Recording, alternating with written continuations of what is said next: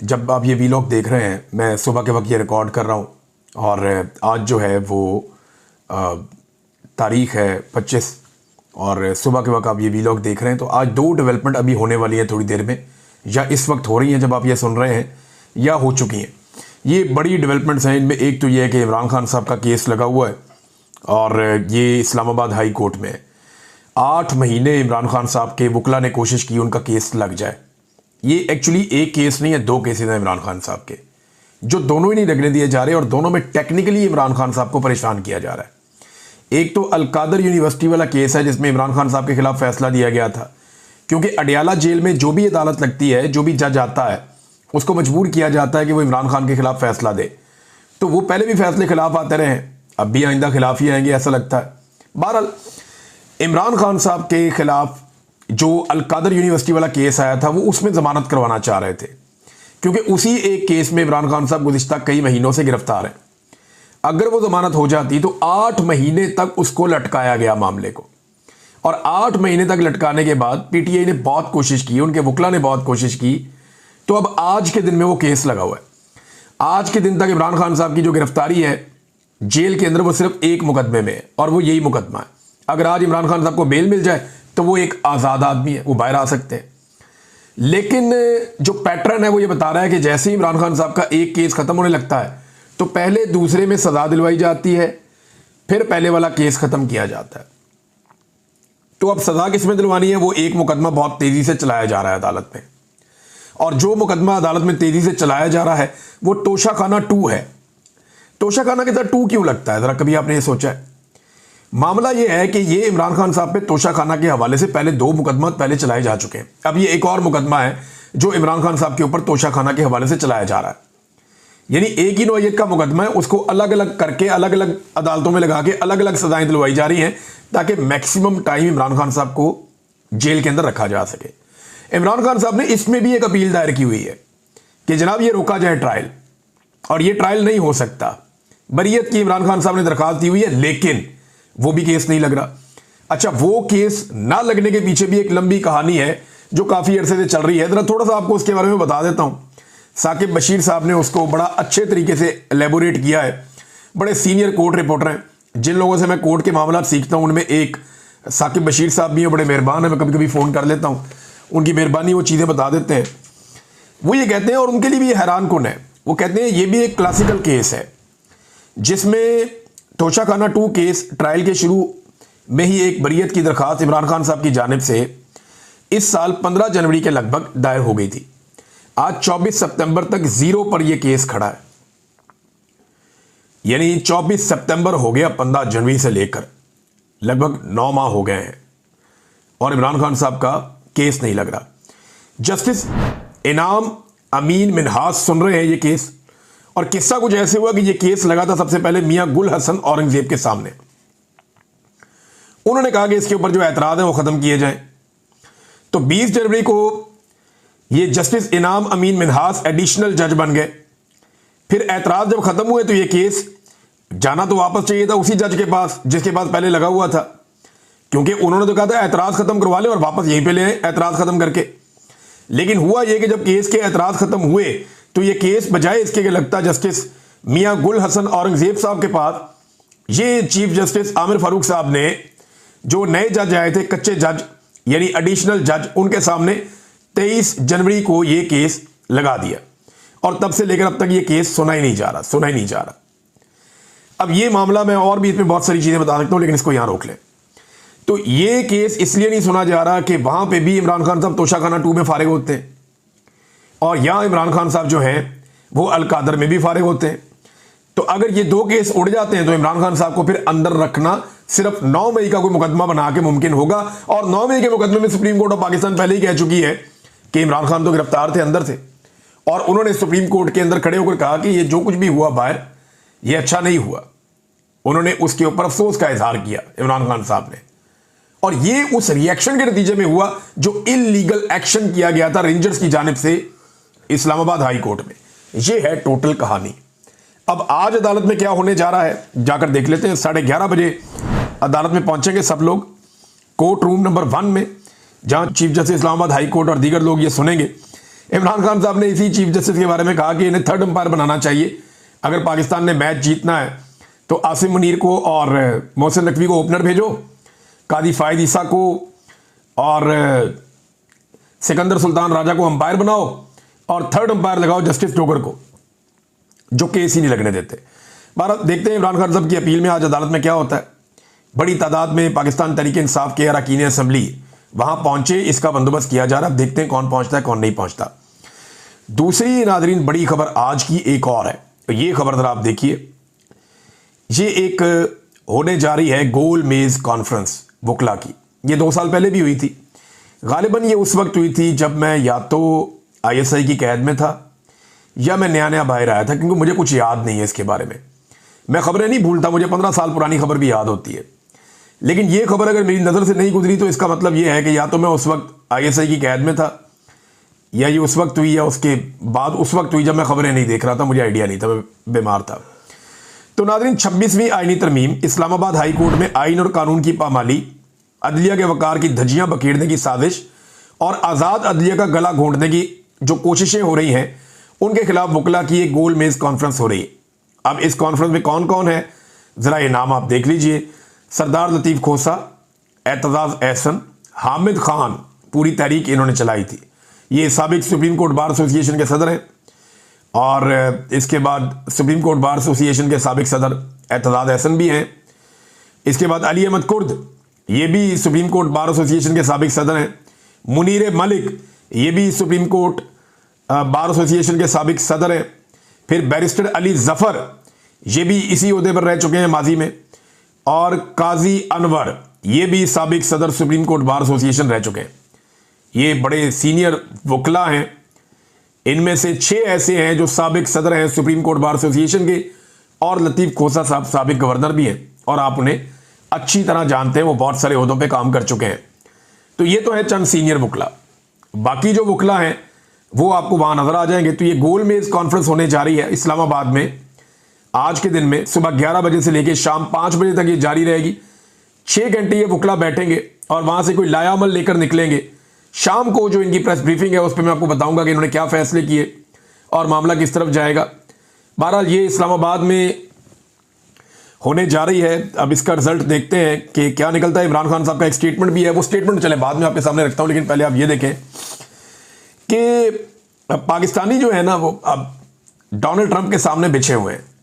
पाकिस्तानी हुक्मरान शहबाज शरीफ साहब के बारे में, यानी वो किसी के साथ हाथ मिलाते हैं ना तो फौरन दोनों हाथों से हाथ पकड़ लेते हैं और मुस्कुराते हैं। एक उजलत का शिकार है, एक ऐसा लगता है कि हड़बौंग मची हुई है, और एक बहुत ऐसा लगता है शहबाज शरीफ साहब उसको खाना चाह रहे हैं या अपने अंदर समोना चाह रहे हैं उस आदमी को।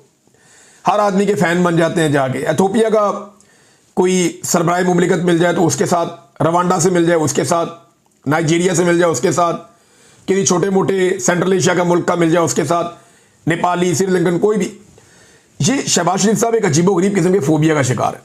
इनके अंदर बिल्कुल ठहराव और एतमाद नहीं है जो हुक्मरान के अंदर होना चाहिए। और मजे की बात यह है कि टाउटों की ड्यूटी लगाई गई है कि जैसे ही शहबाज शरीफ किसी के साथ हाथ मिलाए, आपने रोला डाल देना, लो जी मुल्क की इज्जत होगी, मुल्क की इज्जत होगी, मुल्क की इज्जत होगी।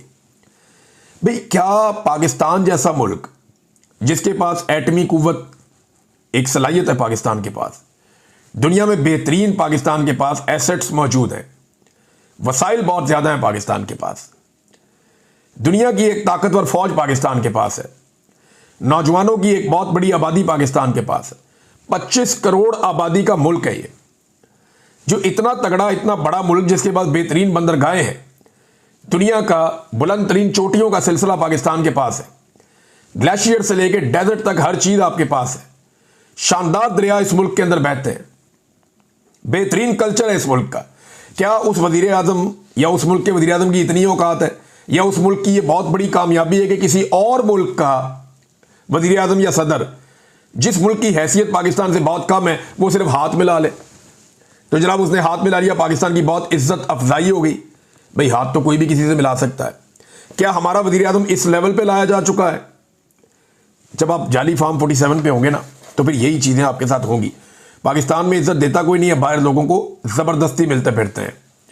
अब डोनाल्ड ट्रंप को पाकिस्तानी एक ही बात बार बार बता रहे हैं कि सर हमने आपका नाम नोबेल पीस प्राइज के लिए दिया, सर हमने देखें आपका नाम नोबेल पीस प्राइज के लिए दिया।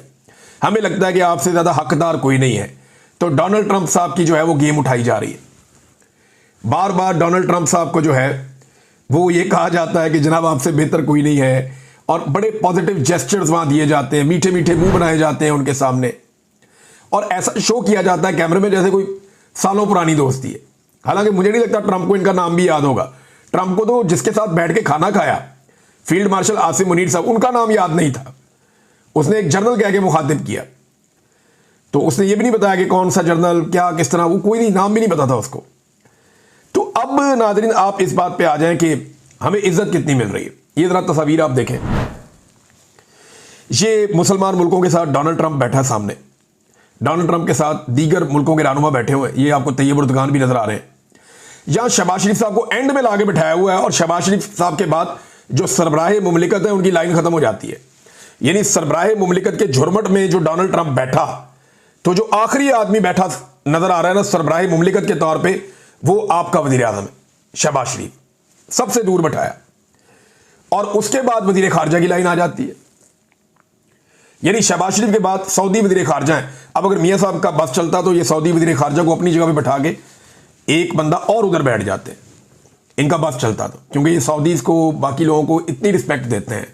रिस्पेक्ट देनी चाहिए, लेकिन अपना भी एक डेकोरम होता है। तो अमेरिकन को पता है किसको कहां बैठाना है, और उन्होंने शहबाज शरीफ साहब को कोई इतना इस मीटिंग के अंदर प्रोटोकॉल नहीं दिया। देखिए जितने मुसलमान मुल्क बैठे हुए थे वहां पे, वो सारे पाकिस्तान को पैसा वैसा देते हैं, और वो सारे पाकिस्तान से अमीर है। पाकिस्तान बहुत गरीब मुल्क बन गया है, कर्जे पे कर्जा ले रहा है, बेड़ा गर्क हो गया मईशत का, और करने वाले यही सारे लोग हैं। नाज़रीन एक और बड़ी इंटरेस्टिंग डेवलपमेंट यह है कि मीडिया से यह पता चलता है कि एक एक खबर, एक एक तस्वीर और एक एक टिक्कर या एक एक सोशल मीडिया की पोस्ट जो अमेरिका से आ रही है शहबाज शरीफ के दौरे के दौरान, वो पाकिस्तान की एस्टेब्लिशमेंट की छाननी में से गुजर के मीडिया पे जा रही है। पाकिस्तान का जो रवायती मीडिया है उसको इतनी सी भी इजाजत नहीं है कि किसी खबर को मर्जी के बगैर चलाए, बल्कि एक एक खबर को अप्रूवल मिल रही है तो वो खबर चल रही है। ये इतने मोहतात हैं इस मामले में, और एस्टेब्लिशमेंट पूरा ओन कर रही है कि जनाब कुछ भी हो जाए, हमने ये दौरा कामयाब करके पाकिस्तान में दिखाना है, क्योंकि इनके पास एतमाद ही नहीं है। इन्हें लगता है कि ये अमेरिका के अंदर एक कामयाब दौरा शो करेंगे और उसके बाद पाकिस्तान में सरमायाकारी आ जाएगी। कख नहीं आना। जब तक ये नकम्मे और नालायक बैठे हैं ना, पाकिस्तान में जाली हुकूमत बैठी हुई है, और जब तक जबरदस्ती का इक्तदार मुसल्लत किया हुआ है, जब तक इक्तदार का हवस पाकिस्तान में जुल्म और जबर जारी रखे हुए, तब तक पाकिस्तान में इन्वेस्टमेंट कोई नहीं आनी। जो मर्जी कर लें, उल्टे लटक जाएं, ये इन्वेस्टमेंट पाकिस्तान के अंदर नहीं जानी, ये सभी जानते हैं। इससे पहले कि नाज़रीन इमरान खान साहब का बयान मैं आपको पढ़ के सुनाऊं, मैं आपको एक और डेवलपमेंट बताता हूं जो वादिये तीरा के हवाले से है। वहां पे जो मकामी लोग हैं उन्होंने एहतजाज किया था और एक धरना दे दिया था। अब 3 दिन गुजरने के बाद वो धरना खत्म हो गया, और उसकी वजह यह बताई जा रही है कि वजीर आला खैबर पख्तूनख्वा अली अमीन गंडापुर और IGFC इन दोनों ने माजरत कर ली, और उसके बाद धरना खत्म हो गया। लेकिन IGFC ने माफी मांगकर जान तो छुड़ा ली है, और उन्होंने कहा जी जांबाक अफराद जो हैं उन्हें मासूम भी करार दे दिया गया। ये खाली ऐसे माफी नहीं मांगी, यानी यहां पे जो IGFC के बकौल वो आना चाहते थे, उन्होंने कहा जी मैं आना चाहता था जब ये वाकया हुआ। उनसे गिला किया गया कि आप वाकये पे क्यों नहीं आए, आप खुद देखते आके कि क्या हुआ, कितने मासूम कत्ल किए गए। तो IGFC ने बताया, और ये बात आकर जो धरना के लीडर है हाशिम आफरीदी, उन्होंने वापस आकर बताई कि IGFC ने कहा कि आपको मालूम है कि ऐसे वाकये के बाद लोग मुश्तइल हो जाते हैं, तो मैं लोगों के गुस्से के खौफ की वजह से वहां पे नहीं आया। और जब लोग मुश्तइल हो या गुस्से में हो तो फिर वो आर्मी वाले के साथ क्या कर सकते हैं ये आप जानते हैं। लिहाजा जब हालात मामूल पर आ जाएंगे तो मैं खुद जाकर लोगों से मिलूंगा, ताज़ियत के लिए आऊंगा, ये IGFC ने कहा। फिर उन्होंने क्लेम किया कि जी IGFC ने और वजीर आला खैबर पख्तूनख्वा दोनों ने माफ़ी मांगी इस वाक़े पर, और उन्होंने कहा जी कोर कमांडर से आपकी मुलाकात करवाई जाएगी 3 दिन के बाद। अगर कोर कमांडर ने भी मुतमईन ना किया तो फिर हम दोबारा धरना दे देंगे, ये भी उन्होंने कह दिया। अब कुछ सवाल पैदा होते हैं। पहला सवाल तो यह है कि इन्होंने माफ़ी मांगी, इसका मतलब है गलत काम हुआ। फिर ये इन्होंने खुद कहा और IGFC ने कहा, ये फौज का आदमी होता है, कि जनाब ये जो मकतूलीन है या जो शोहदा है ये सारे मासूम लोग हैं, उन्होंने ये तस्लीम किया। तो देखें ना, पाकिस्तान के मीडिया पे सिक्योरिटी जराए से खबरें क्या चलवाई गई कि जनाब दहशतगर्दों की फैक्ट्री फट गई, तो इसके ऊपर IGFC को माफ़ी मांगने की क्या ज़रूरत है, वज़ीर आला को माफ़ी मांगने की क्या ज़रूरत है, और ये दहशतगर्द जहन्नुम वासल हो गए तो इसके लिए इन्हें माफ़ी मांगने की क्या ज़रूरत है। डूब के मर जाना चाहिए उस मीडिया को, और शर्म करनी चाहिए ये खबर चलाने और चलवाने वालों को, दोनों को, जिन्होंने मासूम लोगों की शहादत के ऊपर झूठी खबरें चलाई। पता नहीं कितनी ऐसी झूठी खबरें इन्होंने चलाई होंगी आज तक कि मासूमों को मार के उन्हें दहशतगर्द करार दे दिया होगा। बेशुमार दफा ऐसा हुआ इस मुल्क में, मासूमों का कत्लेआम हुआ जी, दहशतगर्द थे, मारे गए, बात खत्म। तो अब उसी एक वाकये के ऊपर क्योंकि लोग डट गए, खड़े हो गए, अब उनसे माफी मांगी और ये कहा कि जी जो जबाक हुए वो मासूम लोग हैं, आपकी और भी मुलाकातें करवाएंगे, उन्हीं मासूम लोगों की शहादतों पर जो लवाहिकीन है उनको पैसा भी दे रहे हैं, ताज़ियत भी कर रहे हैं, उन्हें मुतमईन भी कर रहे हैं। लेकिन सवाल दो और हैं, मासूमों का कत्लेआम तो हो गया, किया किसने, ये कैसे क्लियर होगा। रियासत को बाकायदा इसके ऊपर माफी मांगनी चाहिए। देखिए, रियासती फैसला है ना, जेट तैयारे अपने आप तो नहीं उड़ गए ना, ये किसी एक पायलट का अपना डिसीजन तो नहीं था, या किसी एक कमांडेंट का अपना डिसीजन तो नहीं था, रियासत का फैसला था। रियासत को इस पे माफी मांगनी चाहिए कि हम मादरत ख्वाह हैं, मासूम निहत्ते बच्चे और खवातीन शहीद हो गए, हम माफी मांगते हैं। दूसरा, जो लोग 7,000 मेरे पास पहले तो इनाम देने वालों को भी आनी चाहिए जिन्हें इनाम दिया है, और आगे तालियां उस बंदे के लिए जहाज के इलाके का नया टैलेंट है, रोजगार का नया टैलेंट है, हाजिर के लिए आ जाए जी, हाजिर आ जाए, आ जाए जी, आप भी आ जाए, इनाम देने वाले भी आ जाए, इनाम वाले भी आ जाए, फाज भाई आप भी आ जाए, आ जाए जी, आ जाए, कोई बंदा तस्वीर बना ले। मैच शुरू करें जी, मैच का आगाज करें, मैच का आगाज करें, जिन्होंने नाम के नाम शुरू की थी, नाम दे दिया, वो भी आ जाए, तस्वीर बनवा ले प्लीज। अनबार से फाज भाई आप भी आ जाए, हिंसा खान भाई आप भी आ जाए। बिस्मिल्लाहिर्रहमानिर्रहीम, अस्सलाम वालेकुम। एक बार फिर आपको खुश आमदीद। विरोध वॉरियर्स अब मद्दे मुकाबिल है यहाँ पर रॉयल टाइगर्स। हाफिज साहब, आपकी टीम का नाम क्या है? निर्गोली लायंस, मादर ख्वाइन निर्गोली लायंस जो है वो मद्दे मुकाबिल है। आप तमाम तरह दोस्तों को वार्म वेलकम है।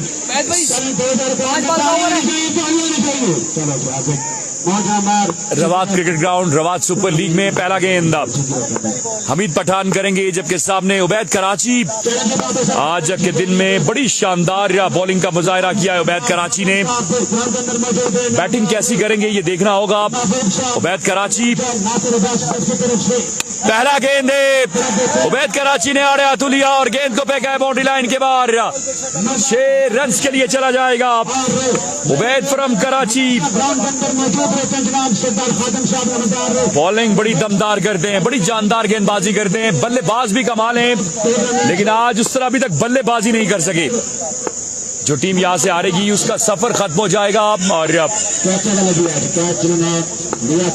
जीतने वाली टीम क्वार्टर फाइनल में चली जाएगी। अब तमाम तर दोस्त वीडियो को साथ साथ शेयर करेंगे। एक बार फिर चेंज ऑफ फेस और ये गेंद भी बाउंड्री लाइन के बाहर।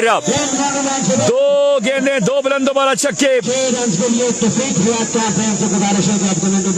एक्सीलेंट आगाज,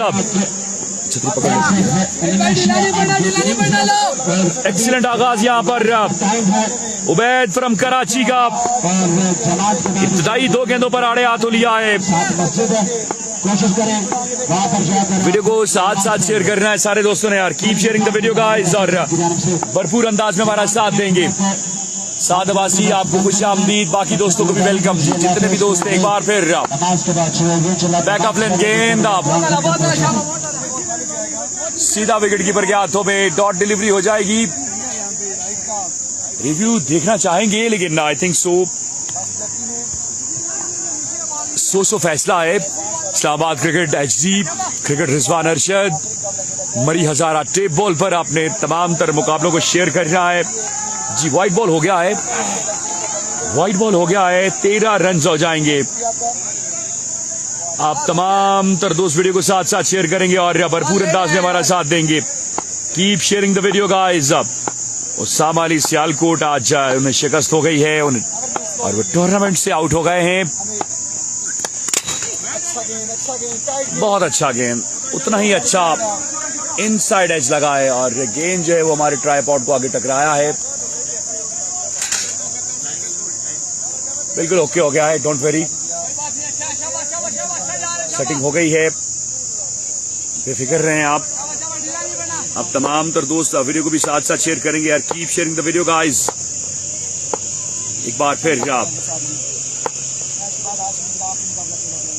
गेंद करेंगे हमीद पठान और सामने उबैद कराची, सामने खेले लेकिन इस बार फील्डर आड़े आएंगे, फंबल हो जाएंगे, गेंद बाउंड्री लाइन पार कर जाएगी। 4 रन,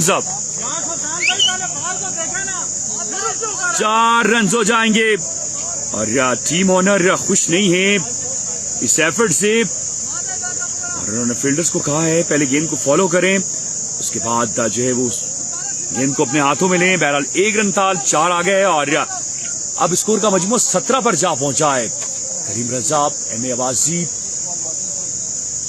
कसीम अब्बासी, आप सुनाएं कैसे हैं? वीडियो को साथ साथ शेयर करना है। आतिफ सईद, तमाम तर दोस्त आप जो इस मुकाबले को अपनी टाइमलाइंस, अपने पेजेस पर, मुख्तलिफ ग्रुप्स में शेयर करेंगे।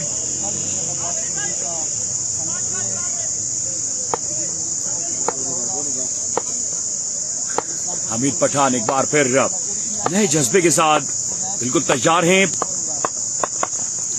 इस पर बाप एलिगेंट लॉन्ग ऑफ क्लियर किया